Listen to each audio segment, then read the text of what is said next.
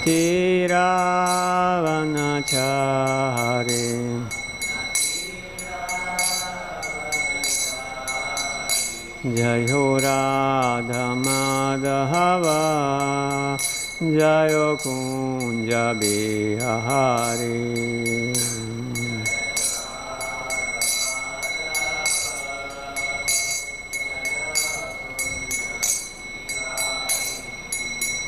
Hare Krishna, Krishna Krishna, Hare Hare, Hare Rama, Rama Rama, Hare Hare.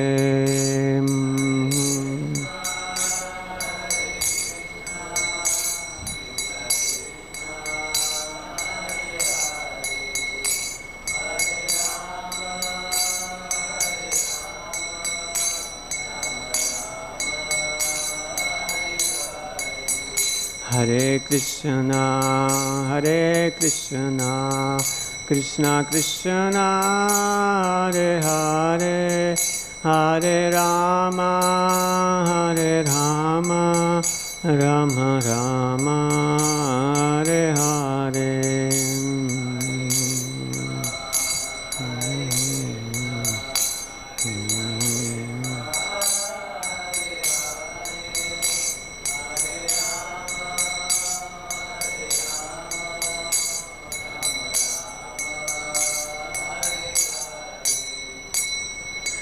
Shri Radha माधवाष्टसा की श्रीमन महाप्रभु की जय, श्रील प्रभुपाद की जय, ग्रंथराज श्रीमद् भागवतम की जय।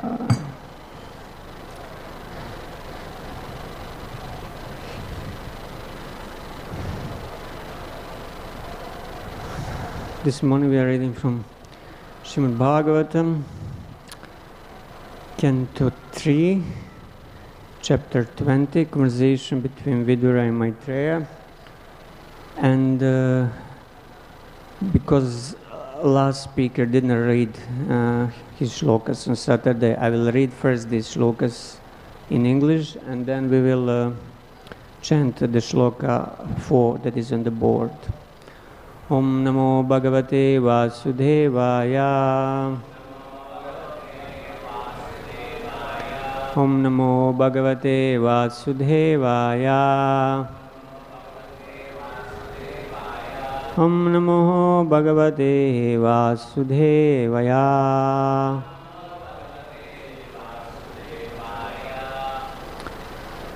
So starting with the shloka 2 of the 20th chapter, translation, Shaunaka Rishi inquired about Vidura, who was a great devotee and friend of Lord Krishna, and who gave up the company of his elder brother, because the latter, along with his sons, played tricks against the desire of the Lord.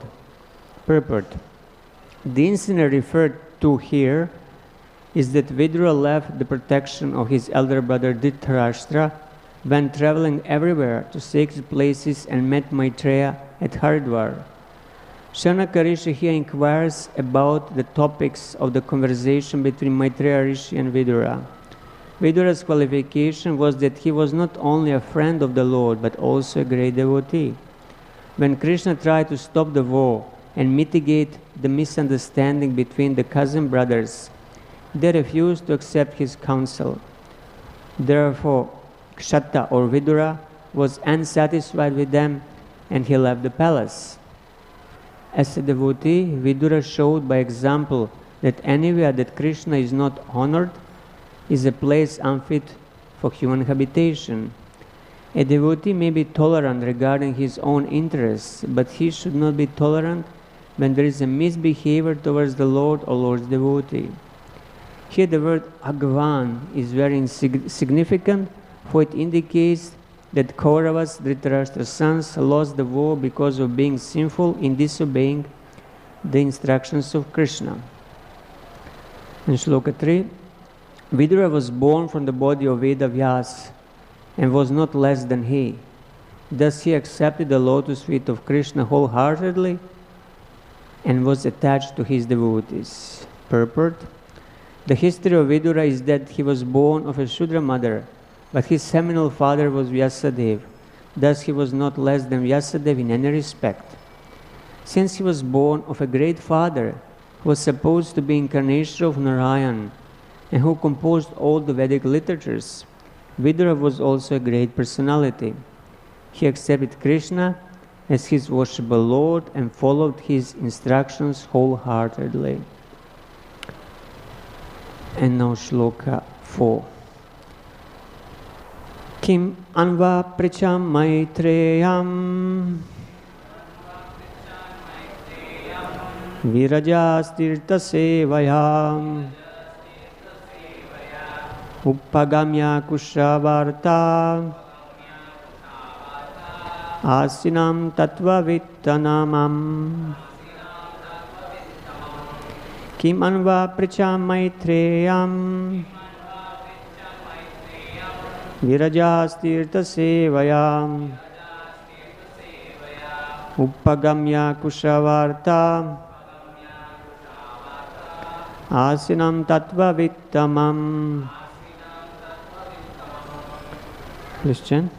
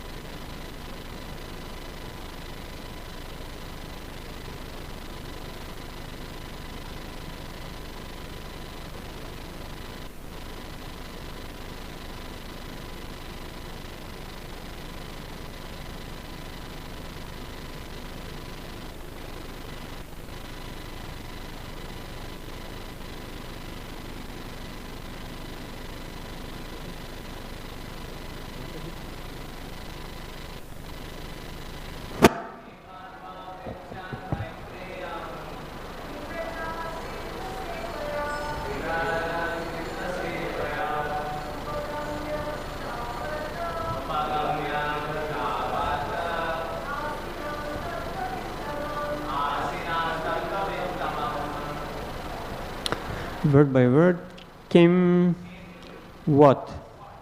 Anvaprichat, inquired. Maitreyam, from the sage Maitreya. Viraja, Vidura, who was without material contamination.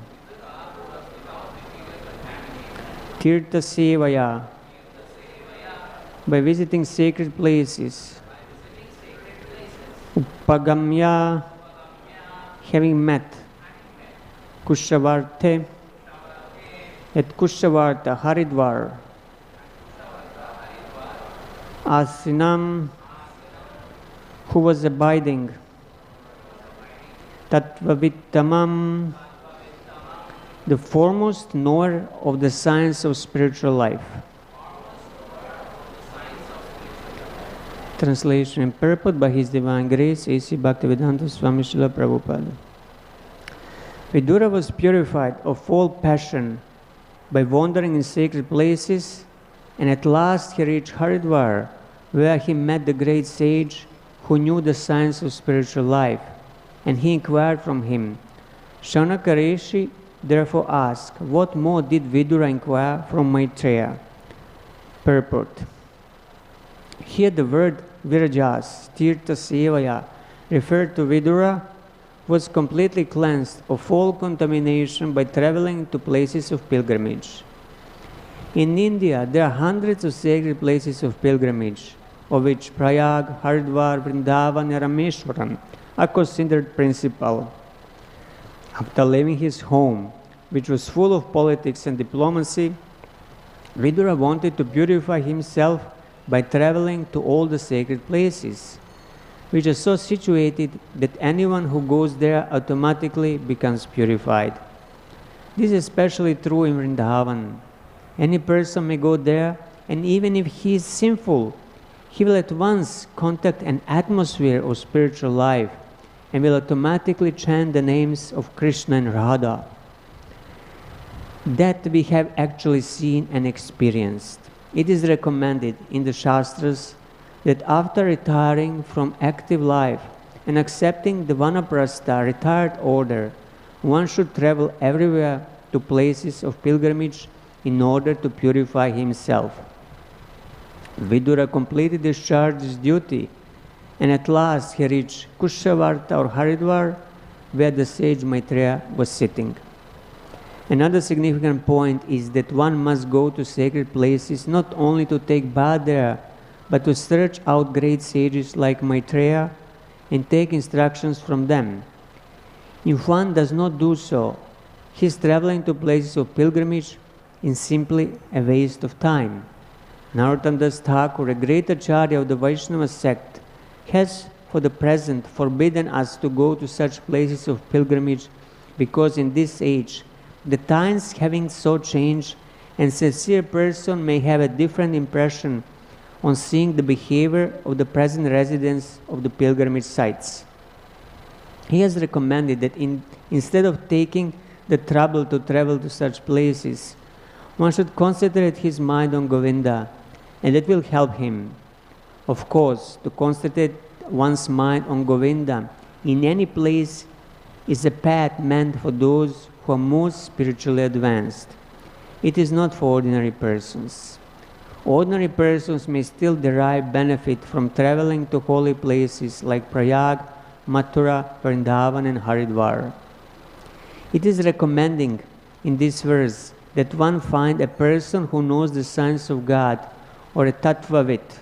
Tattvavit means one who knows the absolute truth.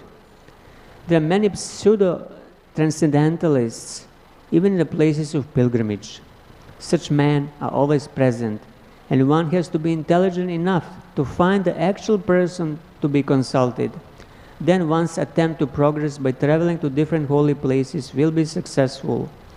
One has to be freed from all contamination, and at the same time he has to find a person who knows the science of Krishna. Krishna helps a sincere person, as stated in the Chaitanya Charitamrita, Guru Krishna Prasade. By the mercy of the spiritual master and Krishna, one attains the path of salvation, devotional service. If one sincerely searches for spiritual salvation, then Krishna, being situated in everyone's heart, gives him the intelligence to find a suitable spiritual master. By the grace of a spiritual master like Maitreya, one gets the proper instruction and advances in his spiritual life. Om Jnanatimirandasya Gyananjana Shalakaya Chakshur Unmilitam Yena Tasmai Shri Gurave Namaha. Namo Vishnupadaya Krishna Prishtaya Bhutale Srimate Bhaktivedanta Swaminiti Namine. Namaste Saraswati Deve Gauravani Pracharine Nirvishesha Shunyavadi Paschata Deshatharine Panchakalpatarubhya Kripa Sindhubhya Evacha Patithanam Bhavanebhyo Vaishnavebhyo Namo Namaha. Jai Shri Krishna Chaitanya Prabhu Nityananda Shri Advaita Gadadhar Shivasadi Gaura Bhakta Vrinda. Hare Krishna Krishna Krishna Hare Hare, Hare Rama Rama Rama Hare Hare. So in these several verses that we read, we hear about Vidura's Tirtha Seva or Tirtha Yatra. So this is not ordinary yatra that Vidura did, not ordinary pilgrimage. It is pilgrimage that lasted quite some years. Can you guess how many years he was in a pilgrimage? 1, 2, 3? No, 36 years. According to Mahabharata, it lasted 36 years. So it was very, very long pilgrimage. So in the first chapter of the third canto, we hear about the circumstances, how actually Vidura went for this Tirtha Yatra. At the beginning of the first chapter, Maharaj Parishit, he asked Shukadeva Goswami how actually this meeting between Vidura and Maitreya happened, and then Shukadeva gives the background. He tells that, he describes how King Dhritarashtra became blind under the influence of his impious sons, and he didn't forbid Dushasana and other sons to offend Draupadi by grabbing her hair and trying to disrobe her. And Yudhishthira, he couldn't do anything. He was unfairly defeated in gambling. They went to the forest in exile for 14 years. And then when he came back, he begged for his rightful share in the kingdom. But Dhritarashtra, who was in Maya, he was overwhelmed by illusion, he refused. After that, Lord Krishna came and tried to convince Dhritarashtra, but that also didn't help. And then Vidura was the one who was the last who tried to preach to Dhritarashtra, and he gave him very good advice. He gave him very good advice. Am I audible? No. Hare Krishna? Okay, now it's okay. And he told him that you have to return Yudhishthir Pandava's share because you committed so many offenses to them. Lord Krishna is on their side. Aren't you afraid? But Duryodhana, he still was completely deaf. He was completely deaf. And then somehow Duryodhana happened to be there together with his brothers. And when he heard Vidura's words, he became completely swollen with anger. And his lips started trembling in anger. And then he told Vidura, who asked him to come here, this son of a kept mistress, because he was a son of a Shudrani. He is so crooked that he spies in the interest of the enemy against those on whose support he has grown up. Basically, he's telling him that we are maintaining you and you are speaking against us. So toss him out of the palace immediately and leave him only with his bread. These are very, very harsh words directed towards the senior person. Vidura was his uncle, And so Vidura was pierced by these arrows of the harsh words. And he took it undisturbed. He took it as the providence. So he put his bow on the doorway, and without feeling sorry, he left. He left for 36 years. So where did he go after leaving the Hastinapur? It's described that he went to the many, many holy places of pilgrimage like Ayodhya, Dwaraka, Mathura.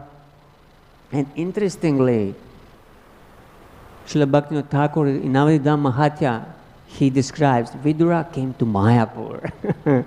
He left to go to Sri Mayapur. So he has traveled also here and visited all the holy places in Navadvip Mandala. So how did he travel? He simply performed duties to please the Supreme Lord. His occupation was pure and dependent. So he didn't do any materialistic activities on pilgrimage. He was simply performing devotional service, chanting, meeting the sadhus, sadhu sangha, associating with them, and hearing about Lord Krishna. This was his occupation for all these 36 years. So at one point he came, after the battle of Kurukshetra, he came to Prabhasa Kshetra, and then he learned that all of his relatives, most of his relatives, they died in Kurukshetra war. And after that, he proceeded west where the Saraswati flows, and then eventually he came to the bank of Yamuna, where he met Uddhava, who directed him to go to meet Maitreya in order to hear about Krishna.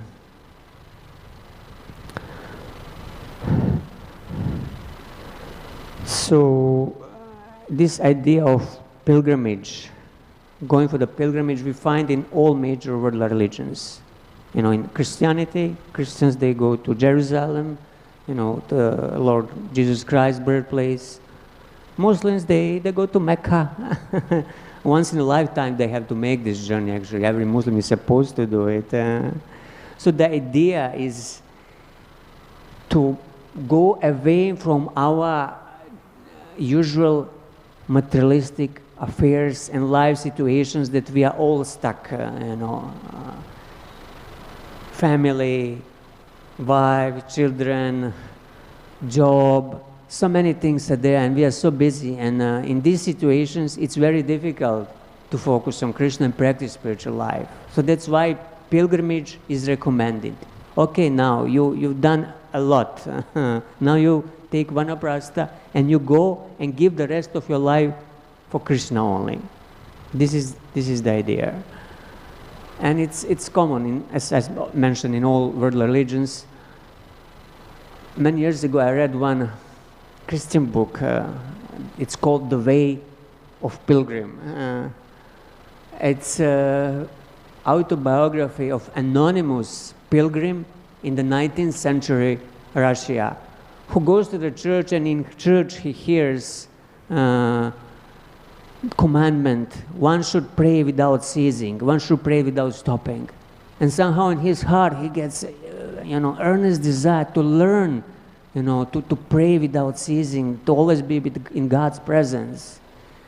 And he started traveling all over, the huge country. Russia at that time was a huge country, and trying to find a spiritual teacher who will teach him how to pray without ceasing, from one church, from one monastery to another monastery.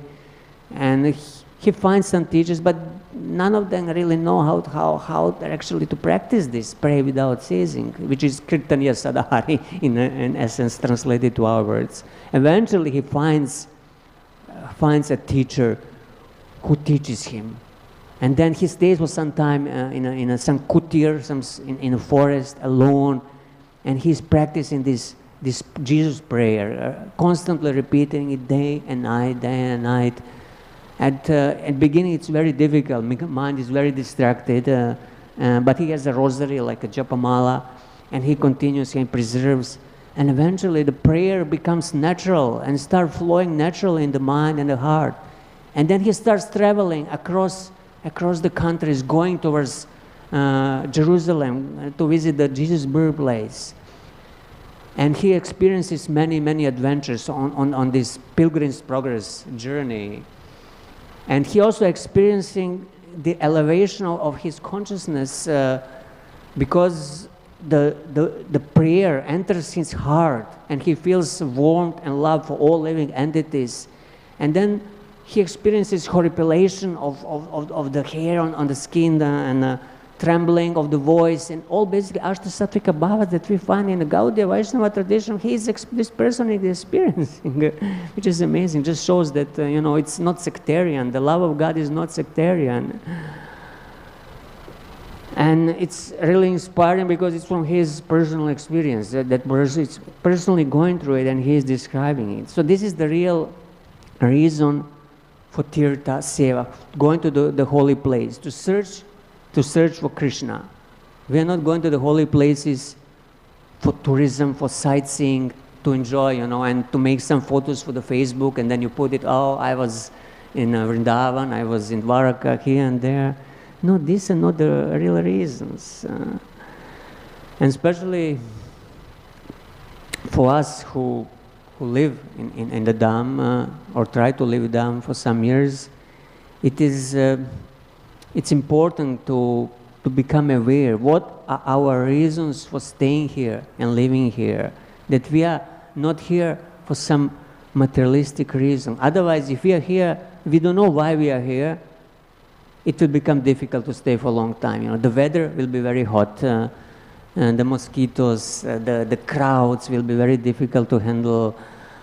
So many things, the garbage. I know people who stayed 1, 2, 3, several years in Mayapur, and eventually they said, no, we cannot stay here anymore. They found so many faults. They said, politics are going on, the roads is closed, the gate is closed, so many problems you will find because you don't know why you are here. or if you knew it, you forgot it for some reason, you lost orientation, you lost the goal. And the goal is, to make spiritual advancement, to purify yourself, to attain Krishna Prema. This is the final goal. In one purport, in the 9th canto, Srila Prabhupada describes Krishna's abode Vrindavan. I'll quote something. So he says, Krishna and his abode Vrindavan, they are not different. Shri Chaitanya Mahaprabhu said, Aradhyo Bhagavan Vrajesha Tanasta Dhama Vrindavanam. Vrindavan is as good as Krishna. This also applies for Mayapur, because Mayapur and Vrindavan are not different. So therefore, if one somehow or other gets the opportunity to live in Vrindavan, and if one is not a pretender, but simply lives in Vrindavan and concentrates his mind upon Krishna, one is liberated from material bondage. So simply, if you concentrate your mind while living in the Dham on Krishna, you are liberated. One mind is not purified, however, even in Vrindavan, if one is agitated by lusty desires. So this is a problem. If you stay in Vrindavan or Mayapur, but you're still nurturing these sinful desires, lusty desires, you are not purified. So one should not live in Vrindavan and commit offenses. For a life of offenses in Vrindavan is no better than the lives of monkeys and hogs there. Many monkeys and hogs live in Vrindavan, and they are concerned with their sexual desires. Men who have gone to Vrindavan but who still hanker for sex should immediately leave Vrindavan and stop their grievous offenses at the lotus feet of the Lord. There are many misguided men who live in Vrindavan to satisfy their sexual desires, but they are certainly no better than monkeys and hogs. So Holy Dham, the Tirtha, is not place for sinful activities, or actually any material activities, even if they are not sinful. It's a place for purification. It's a place for establishing our connection with the higher realm, with the Goloka Vrindavan, with the Krishna in the spiritual world. And it's certainly offense if one commits sinful activities in the Dham. But luckily for us, Lord Chaitanya Mahaprabhu is more merciful than Krishna, and his Dham is more forgiving and merciful. So even if one commits offenses and mistakes in Mayapur, they are not counting. That's why it's called Niraparada Bhajana Stale. But in Vrindavan, very quickly you get reactions. I mean, you might have some experience. You did something wrong, immediately, something happens very quickly. You try to cheat something, next moment you lose your wallet. After you, so many things in Vrindavan, it's reacting very quickly. So we should not think that in Mayapur I can do sinful activities. No, eventually we'll be also punished. We'll be kicked out. This is what will happen. We'll be kicked out of the Dham. So Chaitanya Mahaprabhu, he's teaching us how to behave when we go for the pilgrimage to Vrindavan and to other holy places, other tirthas. On occasion of his close associate Jagadananda visiting Vrindavan, before he left, Chaitanya Mahaprabhu gave some instructions. First, he warned him to be very careful on the journey. He said, as soon as the plunderers on the road see a Bengali traveling alone, they take everything from him, arrest him, and do not let him go. So in those days, it was actually very dangerous to travel on the roads. There were many, criminals on the roads, and you had to be really praying to Krishna all the way to arrive safely. Even 20 years ago, I remember in Vrindavan, it was not advised after the dark to go to Govardhan or Radhakund by rickshaw. It was considered dangerous because there were dacoits actually. They could actually stop the rickshaw and rob you. Now I think it's okay, but those days it was dangerous. And then Chaitanya Mahaprabhu continuing instructing Jagadananda. Then he says, when you reach Mathura, you should remain with Sanatana Goswami and offer respectful obeisances to the feet of all leading men there. So he instructing him to take shelter of a senior devotee and stay with him, not to be alone, and offer obeisances to all the sadhus living there. And then he says, do not mix freely with the residents of Mathura. Show them respect from a distance. Because you're on a different platform of devotional service, you cannot adopt their behavior and practices. I will come back to this later, just let me finish the rest of the instructions. He said, visit all the 12 forests of Vrindavan in the company of Sanatana Goswami. Do not leave his association even for a moment. So he instructs him not to go alone around. You should remain in Vrindavan only for a short time and then return here as soon as possible. Also do not climb Govardhan hill to see the Gopal deity. Inform Sanatana Goswami then coming to Vrindavan for a second time, and he should arrange a place for me to stay. So Srila Prabhupada comments on this instruction not to mix with the local residents. He says, devotees on the platform of Vidhi Marga a regular devotional service may misunderstand the activities of those on the platform of Raga Marga. Devotional service is spontaneous love. Therefore, Sri Chaitanya Mahaprabhu instructed Jagadananda Pandit to remain apart from the residents of Vrindavan who were spontaneous devotees, as not to become disrespectful towards them. See, Jagadananda Pandit, he's the eternal associate of Mahaprabhu. He's Satyabhama herself. Definitely he is on the level of Raga Marga. He's a Ragatmika Bhakta. But still, just to teach us, to teach regular devotee, Chaitanya Mahaprabhu is instructing him like this. Do not mix too much with those who do not follow the rules and regulations very strictly. So, we cannot say that everybody living in the Dham is Raganuga Bhakta, but still there might be some, so we should be careful not to freely mix and have a respect from a distance to the Dhamvasis, whatever they may appear to be. So this is the proper way to go to Vrindavan, stay for a short time, and come back. And in Mayapur, it's a similar practice, but actually in Mayapur we can stay longer, and we are all trying to reside here in Mayapur Dham. And those who manage to overcome the initial difficulties, they find some purpose.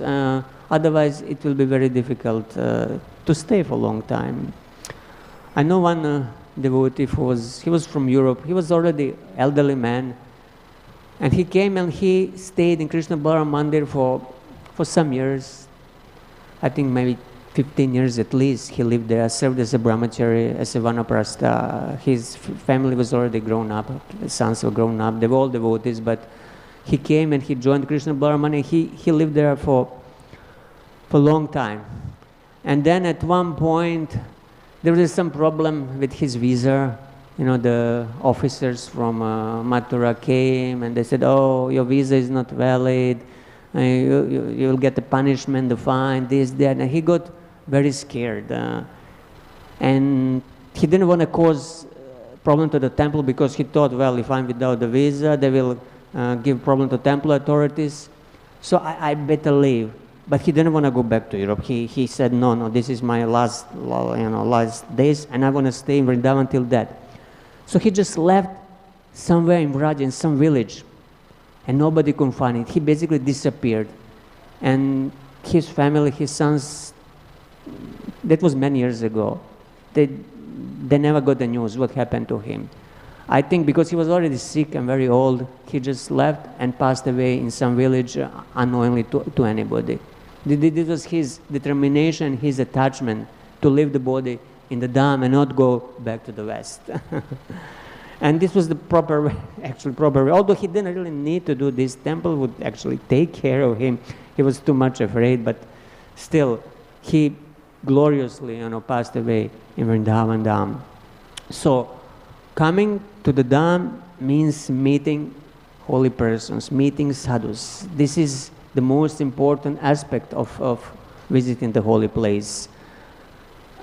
In Chaitanya Charitamrita, when Lord goes to South Indian Yatra, it's described how on the plea of the visiting holy places, the Lord converted many thousands of residents and delivered them.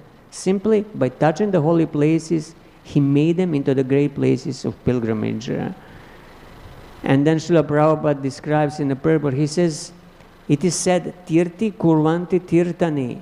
A tirtha or a holy place is a place where great saintly personalities visit or reside. Although the holy places were already places of pilgrimage, they were all purified by Chaitanya Mahaprabhu's visit.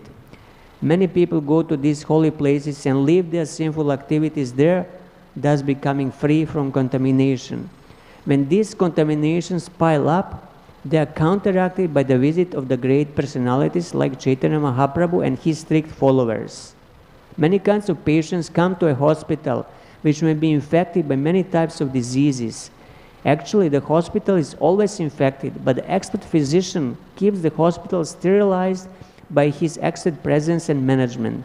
Similarly, places of pilgrimage are always infected by the sins left by the sinners who go there.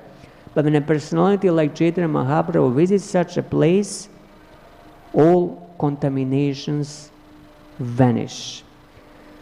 So this is the glory of the holy place. The holy persons residing there, they are purifying even the holy places. Regular people, they just come and leave their sins. And that's why the holy place becomes overburdened by the sins. But when the sadhus come, when the sadhus live in the holy place, they purify the holy place and they benefit all the visitors of the holy place.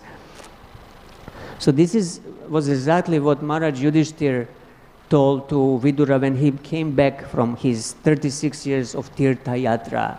Maharaj Yudhishthira told him, Bhavad Vida Bhagavatas Tirtha Bhuta Swayam Vibhot Tirti Kurvanti Tirtani Svantastena Gadhabrita.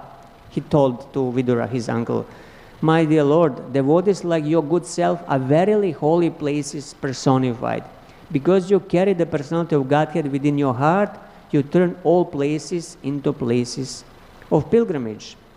And Srila Prabhupada comments, he says, the personality of Godhead is omnipresent by his diverse potencies everywhere, just as the power of electricity is distributed everywhere within space.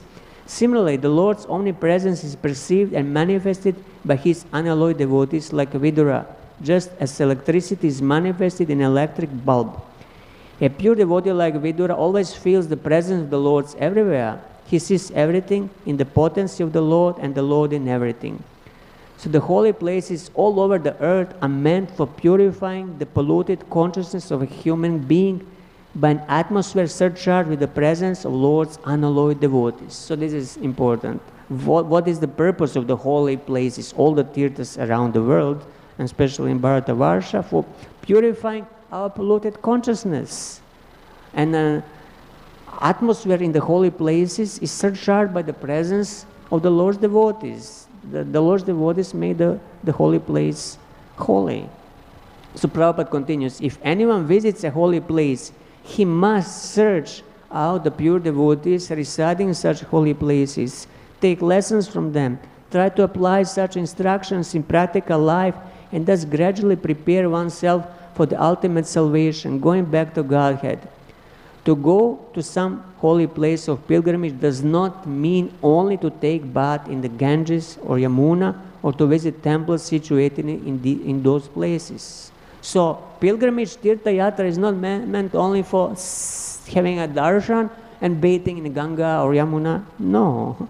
One should find also representatives of Vidura who have no desire in life save and except to serve the personality of Godhead. The personality of Godhead is always with such pure devotees because of their unalloyed service, which is without any tinge of fruitive action or utopian speculation. They are in the actual service of the Lord, specifically by the process of hearing and chanting. The pure devotees hear from the authorities and chant and sing and write the glories of the Lord. So Mahamuni Vyasade heard from Narada and then he chanting and writing. Shukadeva Goswami studied from his father and he described it to Parikshit. So in this way, Prabhupada describes that devotees, pure devotees, they are able to rectify the polluted atmosphere of any place. And what to speak of a holy place? Holy place is rendered unholy by the questionable actions of interested persons who try to adopt a professional life at the cost of the reputation of a holy place. This is another point, that in holy place you'll find many materially motivated persons who want to do business there or to earn some money and to make a profession by living the holy dham. But actually the holy dham is not meant for this purpose. Okay, somehow we are living here, we need to maintain ourselves, but it has the limits. When you make one building and second and third and fourth and fifth and you make crores and crores and you continue doing business, that means you're here because of the business. You're not here because of the holy place and purifying yourself. So idea of going and living in the holy place is to get away from our material situation, material consciousness. That's why Vanaprastha, they're supposed to go to the forest. And in this age of Kali, forest means going to Vrindavan forest, Vrindavan Van or Mayapur. And finding there the association of the devotees or saintly persons. So there are many holy places in Bharatavarsha, Ayodhya, Mathura, Haridwar, Dwaraka, Badrinath, Puri, Rameshwaram, Srirangam, Tirupati, Holavam, Udupi. And then in Gaudiya Vaishnavas we have 3 special holy places. It's Vrindavan Dham, Jagannath Puri Dham, and Shri Navadvip Mayapur Dham. And they have special potency. So who actually lives in the Dham? You know, many mosquitoes and animals and people who are not devotees, they also live the Dham. But do they really live in the Dham? No, they live on the surface of the Dham. Dham is covered by thick layer of Maya. So those whose consciousness is completely materialistic, they don't really live in the Dham. They live on the surface of the Dham. People who live in the Dham, they are Krishna conscious. You have to be Krishna conscious to really live in a Dham, in the holy, in a true sense. So there can be many reasons for our coming to live in the Dham. You know, social, because we need to send children to the school, or many people come, especially from villages, for economic reasons, because ISKCON is big here, we can get a job, do this, do that. But these are not really spiritual reasons. And if we come and live here because of these material reasons, many things will chase us away. If the things do not go very smoothly, if the weather is very harsh, if the crowd is very big, it's too hot, sooner or later we'll be forced to leave, if we have somewhere to live. Those who are already in India, they say, okay, we are in India. But those who come from this, some nice place in the West, for example, they'll think, oh, it's much nicer and more comfortable there, let me go back to my country. But then why did you come in the first place? So it means that they didn't have a proper motivation. Proper motivation is needed in order to be able to tolerate little difficult circumstances in the Dham. So we are here to search for Krishna, to purify ourselves, to prepare for our next life. This is our main purpose, actually, main motivation for being here. Srila Bhaktivinoda Thakur in Navadvip Mahatmya, he describes the glories of Mayapur, and we should hear about these glories in order to actually become aware that we are actually living in the embassy of the spiritual world. It's not ordinary place. We should have this consciousness. So he quotes Garuda Purana, where it says, in the age of Kali, the devotees will abandon the service of other holy places and live either in Vrindavan or Navadvip.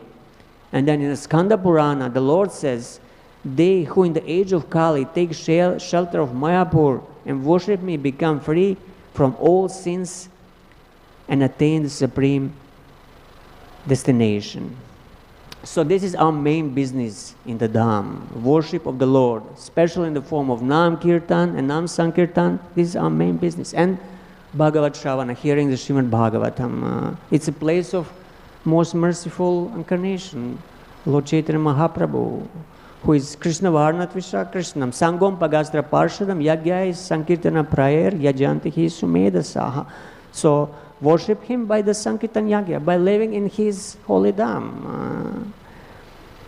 And Bhaktivinoda Thakur, he says, the glories of other holy places are present hundreds and millions of times over in Navadvip in age of Kali. Yesterday we had the Radhashtami, holy day of appearance of Srimati Radharani, and who created Navadvip Dham? It was Radharani who created Navadvip Dham between the Ganges and Yamuna. It's described there in the Shastra, also in the Navadvip Mahatmya.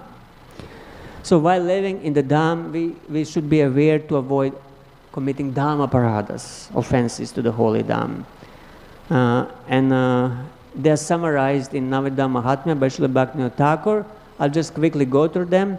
10 offenses. First one, disrespecting Sri Guru and the sadhus who are the revealers of the Dham. So Vaishnavas and the Sri Guru, they reveal the Dham. If you disrespect them, you offend the Dham. Second offense is to consider the Dham temporary, to think it is just an ordinary place like anywhere else, like New York, London, or some other place. No, it's a spiritual place, coming directly from Goloka. Then third offense, harming the residents and visitors of the Dham or judging them by their birth. committing violence towards those who live here, physically, even towards animals. Sometimes we think, oh, it's good to hit the dogs and this and that. No. Fourth offense, residing in the Dham and engaging in mundane activities. This is exactly what we spoke about. In mundane materialistic activities. You live here and you live anywhere else, you do materialistic activities. Fifth, earning money by or making a business of a deity worship on the pretext of serving the Dham. This is a common practice, especially in Vrindavan. Everybody and anybody opens a temple, puts a donation box, and he wants to earn money by worshiping the deity, by living the Dham. But it's considered offense. 6. Considering the Dham equal to places of the demigods or some material land. So the holy Dham, like Mayapur, it's higher than any place in Swarga, higher than Amaravati, Indra's, city, or higher than Brahmaloka even. So if we consider, this is, filthy, dirty place, I cannot bear it here anymore, we are committing offense. 7. Considering that one can sin and be absolved because one resides in the Dham. So if I think I can do anything, everything, any sort of civil activities by living the Dham, I'm committing Dhamma Parada. That's why Prabhupada gave us 4 regulative principles, and we should be very strict in following them, special in the Dham, special in the Dham. 8. Considering Navadvip different from Vrindavan, this is offense. They are not different. They are like 2 rooms of the same house with different moods. One is Madhurya, Vrindavan is Madhurya, and Audharya is predominant in Mayapur. 9. Criticizing the scriptures that glorify the Dham. Like Navadvip Mahatma is one scripture that glorifies the Dham. There are some Puranas who glorify the Dhams. If we criticize them, again, Dhamma Parada. And 10, the last one, considering the glories of the Dham exaggerated, praise, or imaginary. So it's similar, like, consider the glories of the holy name exaggerated. So similarly, if we consider the glories of the Dham exaggerated, we are committing offense. So we should be very careful not to commit these offenses. And in order to continue living the Dham, we should introspect our motives for visiting and staying in the Dham. We should be very clear that we are here because we want to make a progress in Krishna consciousness. We want to purify ourselves and we want to attain pure love for Krishna. We are not here for any other material benefit. We should be very clear with that. So this is just some thoughts that I had on these verses. We have just a couple more minutes if you have any comment or question.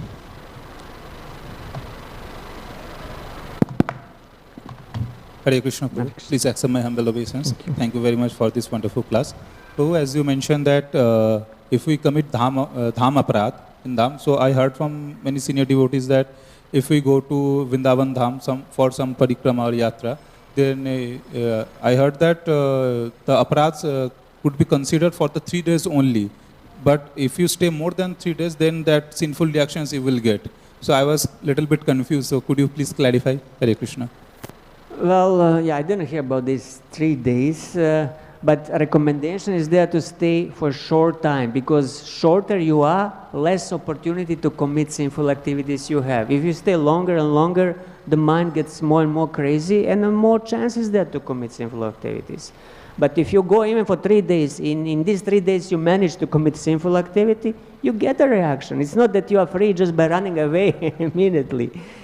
Instruction is there to go away, not to commit offense again. This is the reason.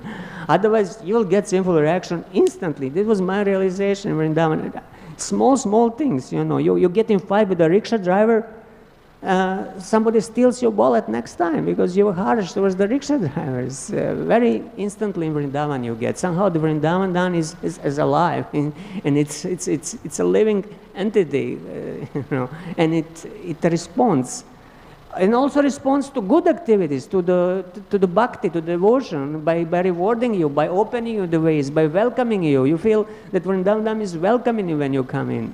But if you commit bad things, Vrindavan Dham is punishing you. So we should be very, very careful. Either Vrindavan or Mayapur. Although Mayapur is more merciful because Chaitanya Mahaprabhu is more merciful. But we should be also very careful here.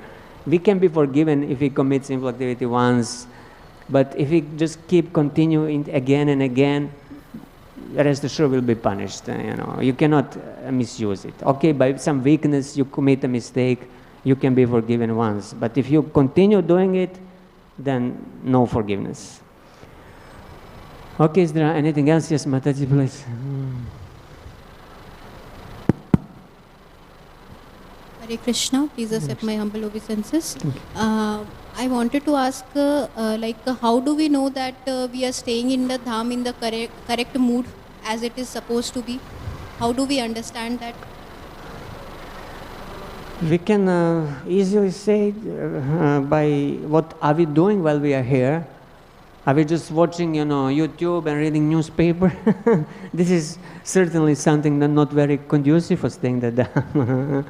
But if we are engaging in, hearing the Bhagavatam, attending temple programs, chanting our rounds very carefully, engaging in Nam Sankirtan and Nam Kirtan, this is the proper way to stay in the dham. And naturally, by taking part in these devotional activities, our consciousness will be lifted and we'll be in the proper consciousness. So we just have to be careful what we do while we are in the dham. And we should also be careful not to offend others, other devotees especially, because this will, cause Chaitanya Mahaprabhu to become displeased with us, and then we will lose the mercy of staying in the dham. So basically just engage as much as possible in chanting, hearing, reading, visiting the temples, hearing the glories of the dham. This is the proper way to stay in the dham. So is there any specific thing we need to do if we know, okay, we have offended some devotee, especially in Vrindavan? If we offend devotees in Vrindavan or anywhere else, we should go and ask forgiveness. This is the basic. You need to ask forgiveness. You need to apologize, to touch the feet and please, but generally from the heart, I really didn't want to do this. Somehow I said this or that. Please forgive me. We should feel, remorse generally and ask forgiveness, and then we'll be forgiven. Otherwise, if we don't ask, it's very difficult to be forgiven if you don't ask. We should recognize that we committed offense and mistakes. But sometimes the ego doesn't let us, I think, why should I apologize? He should apologize. No, you apologize first. Then his heart will be also changed and he will also apologize. But you come first and you apologize first. Thank you. Yes, Prabhu. Yeah. Hare Krishna Prabhu, please accept my humble obeisances. My question is that if somebody has already earned his living, he has amassed enough sufficient wealth to continue further, is it recommended for that person to come to Dham and continue his living further?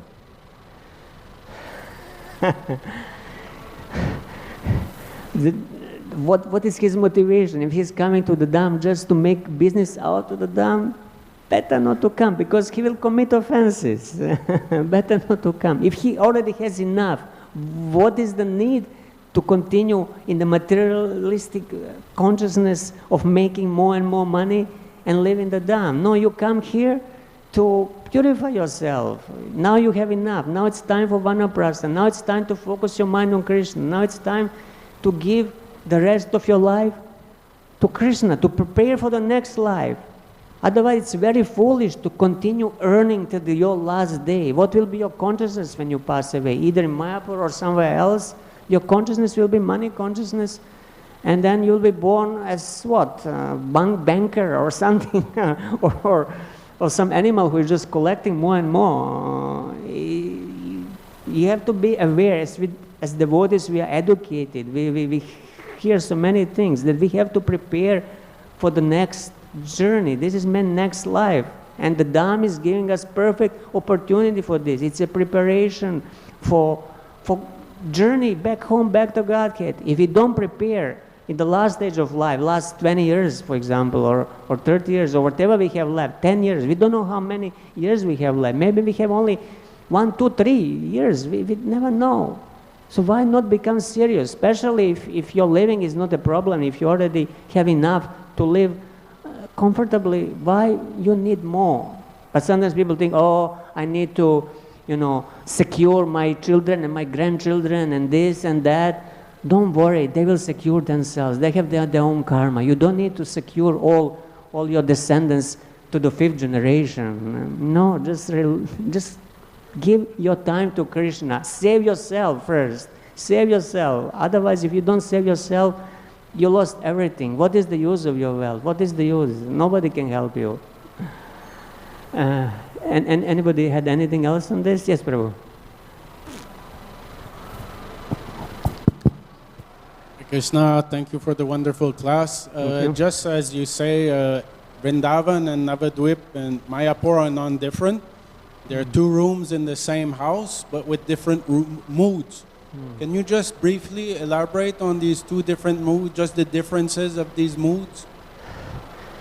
Yeah, we don't have much time, just very concisely, Madhurya is the mood that is predominant. The mood of sweetness is what is predominating Sri Vrindavan Dham.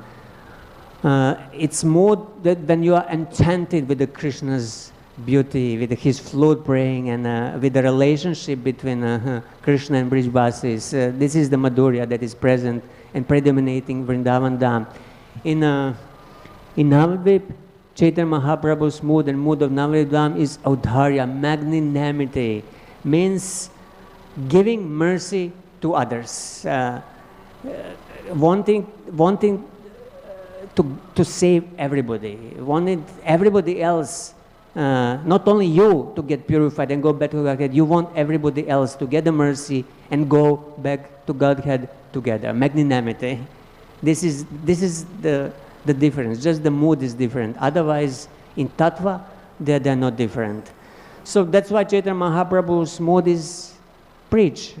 Wherever you are, try to give mercy to others. Try to bring others and give in Krishna. So this is his mood, and it's the mood of Mayapur Dham. That's why we are building this big temple to attract more and more people to come to get the mercy. So this is the mood of Mayapur Dham. And if we can relate to that mood, we will connect with the mercy of Chaitanya Mahaprabhu. I think we have. Thank you. We have to stop here. Thank you all very much. Srimad Bhagavatam ki jai, Srila Prabhupada ki jai.